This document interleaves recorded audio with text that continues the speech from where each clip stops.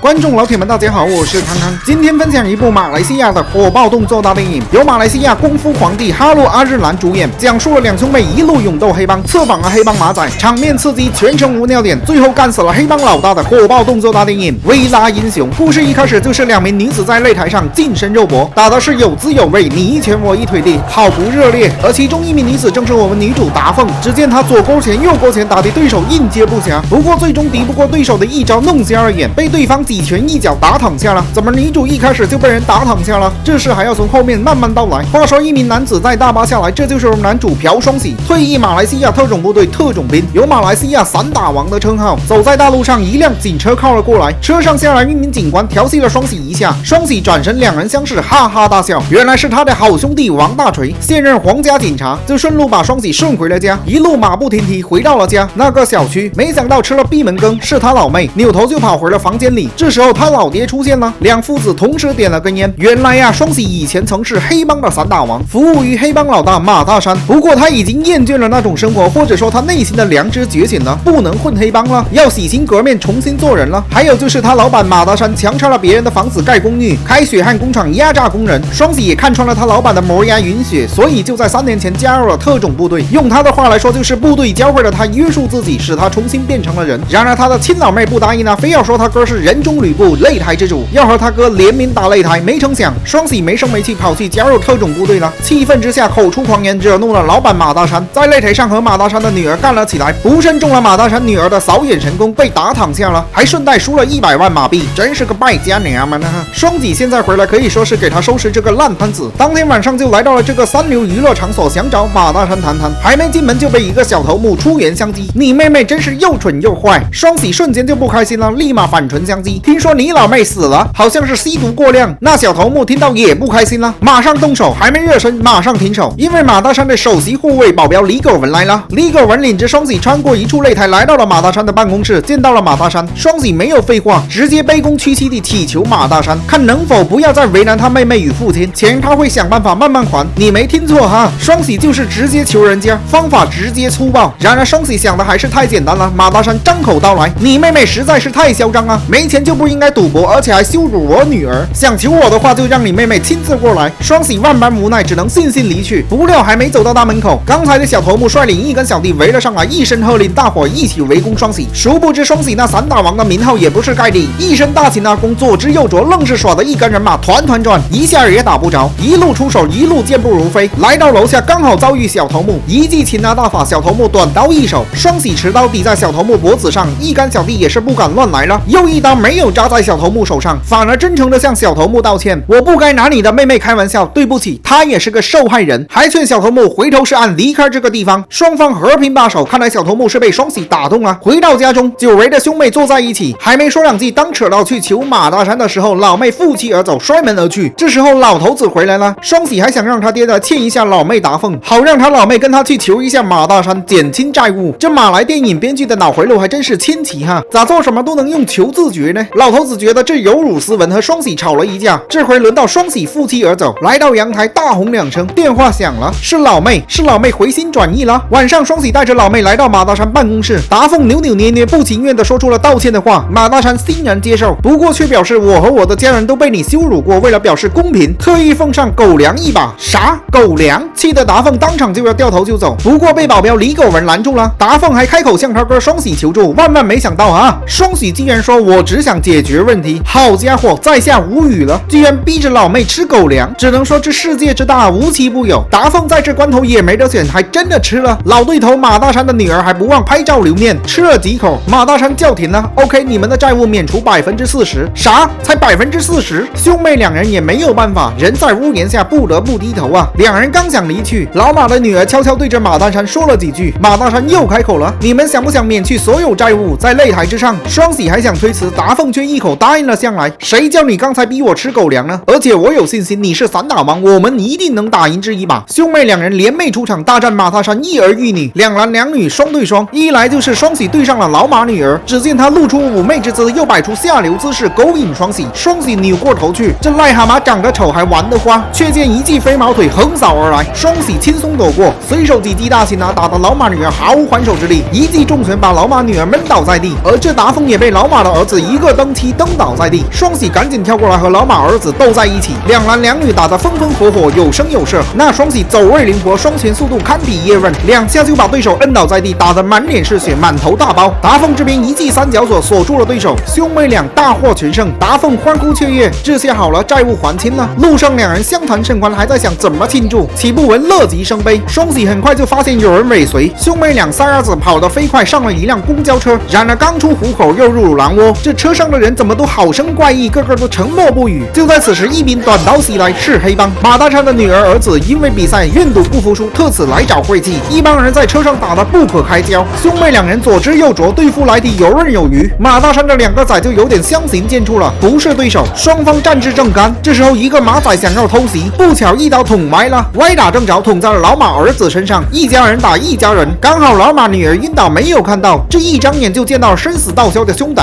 兄弟你莫死啊！老马女儿悲愤交加，伤心欲绝，一把夺过方向盘，一个劲的往前冲，使了一招懒驴打滚，滚出车外，把双喜二人撞得头晕眼花。这下好了，裤裆里的黄泥不是屎也是屎了。这杀了老马的儿子已经被人坐实了。下车之后一看后面有车来了，不用想也知道是老马，两人赶紧躲了起来。看到儿子就这么死在车上，老马怒火中烧，他知道自己的儿子女儿有错在先，可那又怎么样？一声喝令，召集人马就发往双喜家。双喜赶紧致电给老头子，不过还是晚了一步，被堵到了，不能杀了双喜，但总归是要杀人的。老头子被绑在了椅子上，马大山让双喜家老头子提前享受了火葬待遇，一桶汽油一根火柴点燃了整个房子，老头子就这么被活活烧死。这时候兄妹赶到，然而火势太大，达凤还想救人，双喜拦住了他。这里面的人估计都烤成了烧鸭了，还救个毛。然而好巧不巧，刚好被老马手下撞见，没啥好说的哈，这杀父新仇，出手当然没有客气，一路从楼顶打到楼下，一干马仔没有一将之和。达凤还想直接杀到马大山老巢，杀了马大山。双喜劝他不要去送命，要从长计议。达凤此时什么都听不进去，劝什么都没有用，一把推开双喜，负气而走。双喜又和黑帮马仔打了起来，一人单挑几十个人，场面震撼。好在关键时刻警察来了，他的好兄弟王大锤，马仔还想袭警，三招两式就被王大锤放倒了几个，抬手一枪，枪声震世，吓得所有人不敢动弹，张口开喷，你们这些人咎由自取，给马大山做牛做马，不单给马大山充当打手，还被马大山压迫剥削，难道你们就不知道反抗吗？王大锤把众人说得无言以对。双喜则被带走，警车上好兄弟王大锤狂喷不断，因为他的父母在血汗工厂劳累过度死了，一直想把马大山绳之以法，只是苦于没有证据。现在看到好兄弟有这样的遭遇，是时候该做点什么了。一顿话点醒了双喜，这一次我们不会再逃了，该出手了。王大锤随即提供了一条情报，说是马大山的工厂不是普通工厂，里面有间密室，有私人保镖看守，有重大犯案嫌疑。现在你去制造一个让我们进入搜查的理由，还让双喜打了王大锤一拳，以此制造假象，上演了一出周瑜打黄盖，让双喜走脱，好去找马大山的犯罪证据。另一边达凤已经来到工厂，放倒了数名安保之后，两兄妹兵合一处，强强联手，一路摸到那间密室，一探之下居然是在制造冰毒。好家伙，这回是鹿死我手了吧？还没高兴两下，又是几名打手，几人一番恶斗，点燃了化工原料，二人一路逃窜，出来之后正好被老马女儿以及战力最高的保镖李狗文堵住。啥也别说了，仇人相见分外眼红，全场高潮的时刻，又是两男对两女，达凤对老马女儿单刀战双刀，老马女儿刀法凌厉，达凤刀法灵巧，丝毫不落下风。一个反手小推拿拿住老马女儿，抡圆回转，一头把墙皮都给撞掉了。老马女儿还了一手回旋刀，没成想砍到了柱子上，结果被达凤一刀把手砍断，场面血腥暴力。双喜短刀对大擒拿李狗文，别看李狗文身材矮小，但一身横练功夫非比寻常，身法活跃，刚柔并济。还没交手几个回合，双喜中了几拳几脚，达凤了结了老马女儿。眼见他哥形势不妙，赶紧加入战团。兄妹两人一人一刀对战空手李狗文。老话说得好，盛名之下无虚事。李狗文不愧是老马手下第一悍将，下盘马步稳当，上盘双拳灵活且势大力沉，摇摆间左右出脚，上盘攻防泰然自若，行云流水，一拳轰出，愣是把双喜兄妹打得招架不得。达凤不甘落入下风，持刀反击，兄妹前后夹击，反而被李狗文一记大擒拿薅住头发，一记开山式被劈着不省人事，也不知道是死了还是活着。看到老妹被人这么打，双喜怒从心头起，力向胆边生，谁怕谁，乌龟怕铁锤，来呀！两个男人就这么整了起来。双喜一刀劈出，被李狗文徒手接到，我勒个大操！李狗文借力打力，扭刀靠头，一拳把双喜打得晕头转向。那狗文还真是眉横杀气，眼露凶光。觉着双喜的刀不够锋利，扔给双喜两把开光的刀，打的是叮咚作响，愣是打不着李狗文，反而双喜自己中刀，又一记过肩摔，摔的双喜面露苦涩。最后两人刀也不用了，近身肉搏，打的是别开生面。不管你人有多高，次次都是你在中招，双方互垒了一拳，继续开干，终究是打不过老师傅，被李狗文一记开山式开倒在地，倒地不起。这时候达凤醒了，咳嗽2声，狗文还想过来了结了他。关键时刻，双喜的调戏来了，狗文回望了一眼，没想到就是这一眼，达凤无声无息的偷袭来了，一刀捅在李狗文身上，狗文挨了一刀，那气势是大不如前啊！双喜趁你病要你命，狂攻不止，最后反手锁身一记4指穿甲拳，把狗文的喉咙都打塌了。狗文就此挂逼。电影到了这里，剧情也就顺理成章了。马大山还想顽抗负隅，被双喜用灭火器欺身近前，反手夺枪，敲晕在地，被警方逮捕了去。达凤也参军了，成了马来航空兵。本片完。